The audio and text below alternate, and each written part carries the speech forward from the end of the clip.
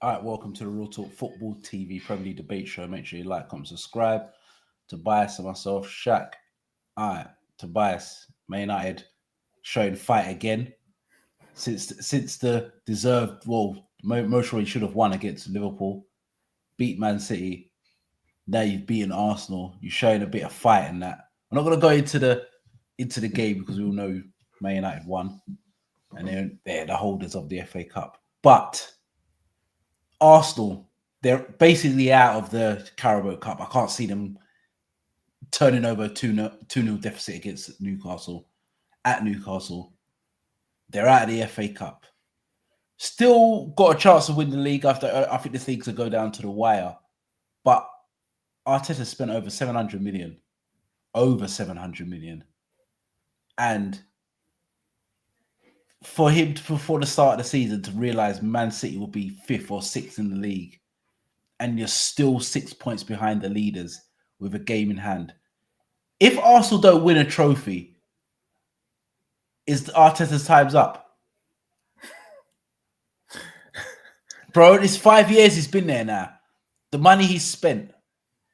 And to me, he's slightly gone under the radar, especially if Slot comes and wins the league in his first season. Well, that's the massive killer, isn't it? That's what he's putting the nail in the coffin. If it was Man City again, yeah, I think there would be a lot more acceptance to it. But even though there may have been a lot more acceptance to it, but he still would have been sort of, the onus would have still been on him to perform in the other cups, League Cup, FA Cup. In fairness, as much as I don't see it, it's feasible given that Newcastle scored a two away. It's possible. I don't see it happening, but there's a possibility. Tobias, I watch Arsenal. They're so boring to watch. They are now, but no creativity. It just feels like they play for set pieces. Listen, like I said, you spent £100 million on a midfield player, on Declan Rice. I'm not even blaming him. And you change him into some number 8 that he's never been a number 8 in his life. A number 8 that doesn't score, it doesn't assist, doesn't make things happen.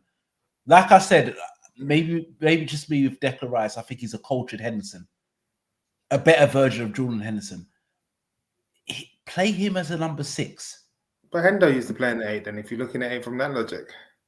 Yeah, but Henderson didn't cost 100 million, bruv. That's what I'm saying. Henderson didn't cost 100 mil. When you cost 3 figures, bro, I think you've got to be a game changer. No, Arteta hasn't helped himself, really, in what you've said. Like, yeah, I don't see.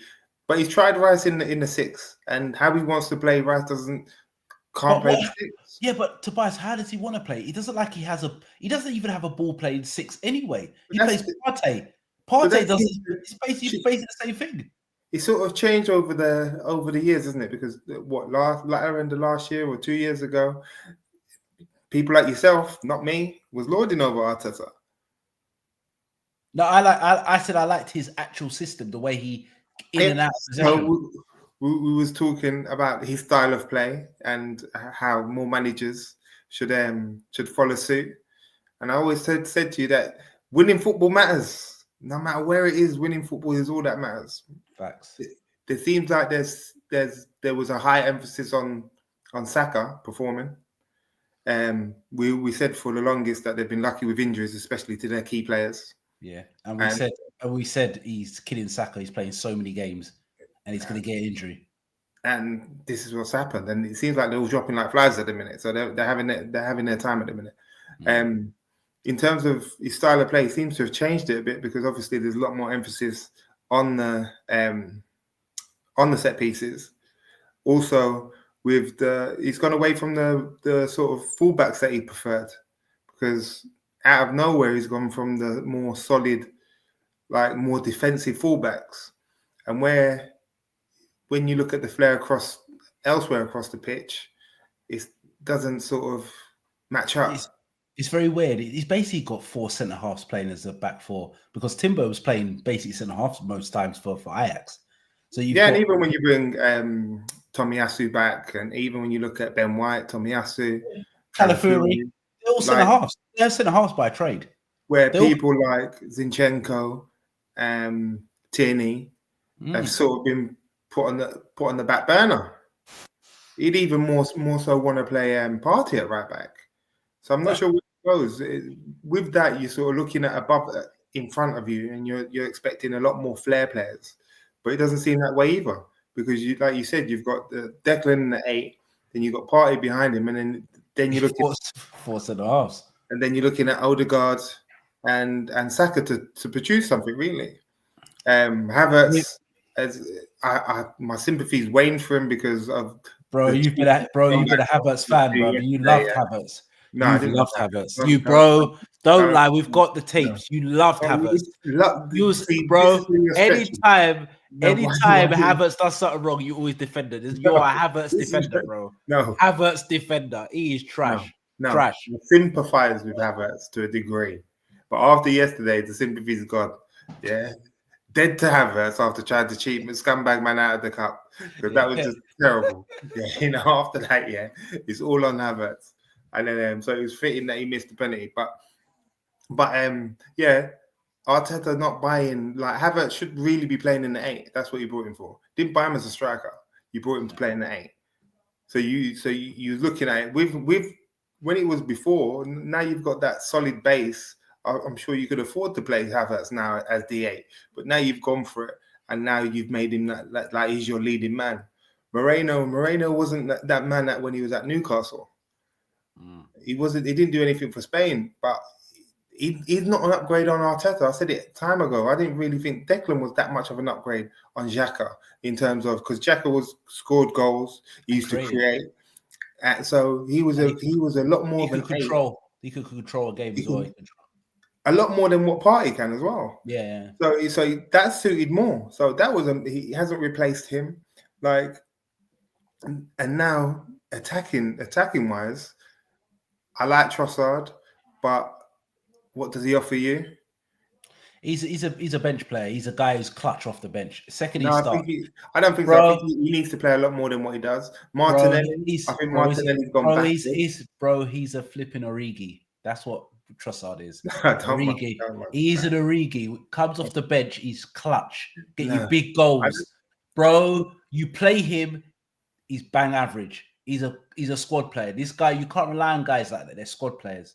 And they're very good squad players, because they can get you a goal when you need one. But you can't have Trossard if you're going to win leagues. You can't have Havertz if you're going to win leagues. Like I said, with Arteta, I think this is the furthest he can take this Arsenal team. You look at him, but most probably pound for pound, one of the worst inexperienced managers in the league. This guy's his first job, and it's a big job in Arsenal. He won the FA Cup with not his team. He's had £800 million, 5 years, and he's, tell the truth, he's not got anywhere close to winning the title. He's choked the title. You could maybe say he's choked the title twice. And then Man City have had one of their terrible years, and they'll be back again next year. This is the time where you're supposed to strike. And if he doesn't win the league, I think there's serious questions need to be asked about Arteta, because you can't talk about the owners. The owners have gave him the tools to really win the league, especially this year if they don't win it. And I think this year they've gone backwards. I don't think they're that exciting to watch. I think they're quite boring. I think they're methodical in their play. They just keep the ball, go side to side. And then when they get a corner, they're more dangerous from getting corners than play from open play.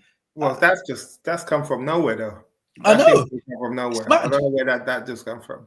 But I don't think they have a heavy reliance on set pieces in other years. So I don't know why it's changed. The maddest one for me is that why buy Sterling if you bring him in on loan if you're not going to play him? It's crazy, especially with the injuries you've got. So Sterling must be that bad that you can't play him. So there's a lot of decisions that he's got to own. And I think that's where it all comes back to. Like, the failure to buy number 9 is crazy, because you sold as bad as what anyone could think Nketiah was. I wasn't the biggest fan of him, but you still didn't replace him. Who you replaced him with? Jesus was never an out-and-out number 9 anyway. But Tobias, sorry to cut you, but I tell you the truth, even if they had Isak, I don't even think they'll win the league. I think it's the manager. Even if they had him. No, but you can't turn on Arteta like this. You loaded after. Is this what happens when you lose to Man United? Is this what you start doing? Is this what happens? Listen, no.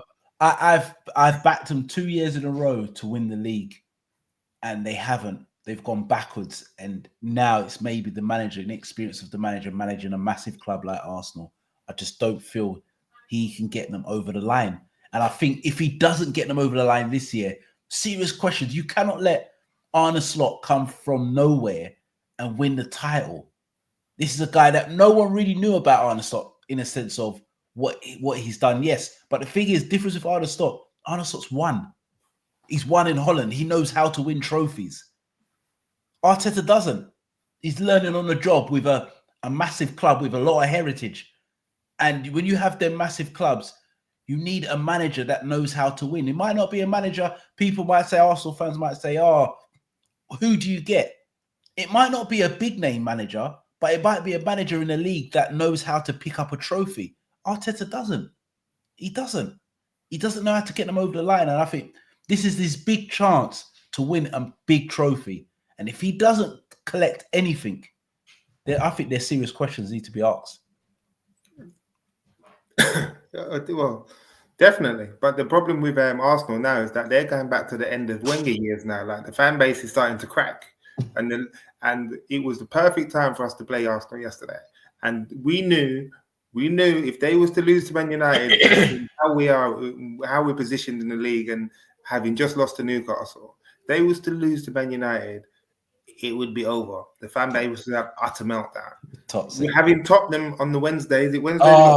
That's the final nail. I think if they don't beat Tottenham, they're at the title race. It's done. But Ange plays Ange will play into their hands. No, you know what it is? I think there's going to be I think Arsenal going to be under so much pressure. I think it would be a draw, to be fair, 2-2. I think they're under so much pressure to get a result now. And I think if the fans, for example, if Tottenham get an early goal, it's back to the good old days under Wenger, the top system.